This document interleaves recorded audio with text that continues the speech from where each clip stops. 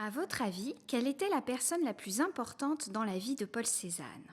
Vous pensez au grand amour? Peut-être à sa femme, Hortense Fiquet? Ou alors à son meilleur ami, Émile Zola? C'est lui, le modèle de ce petit tableau. En réalité, la personne la plus importante dans la vie de Cézanne a toujours été la peinture. Zola et Cézanne ont usé leur fond de pantalon ensemble sur les bancs de l'école. Ils se sont rencontrés au collège Bourbon, actuel collège Mignet, dans la même rue que le musée. Comme quoi, les fréquentations de collège peuvent mener à des grandes amitiés. Pourtant, ils étaient tous les deux très différents. Cézanne, fils de bourgeois, que nous découvrons à gauche dans cet autoportrait, et Zola, issu d'une famille qui a connu des revers de fortune et que nous reconnaissons à droite dans ce portrait. Cela ne les a pas empêchés de devenir amis et de partager de grandes balades dans la campagne aixoise. Ces années de jeunesse ont posé les bases de leur grande amitié, avec ses hauts et ses bas, et parfois ses coups bas.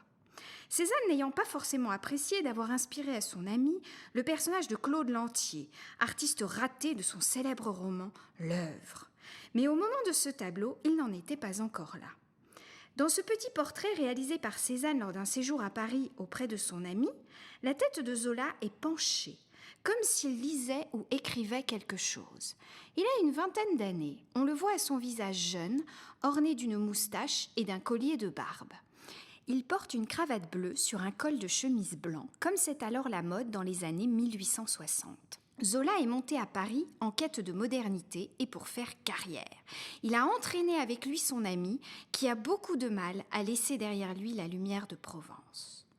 Cézanne, lui, dépérit dans la grisaille parisienne et regrette sa chère cité provençale, car, comme il le dira plus tard, « Quand on est né ici, c'est foutu, rien ne vous dit plus ». Un bon moyen de le retenir pour Zola a été de lui proposer de faire son portrait.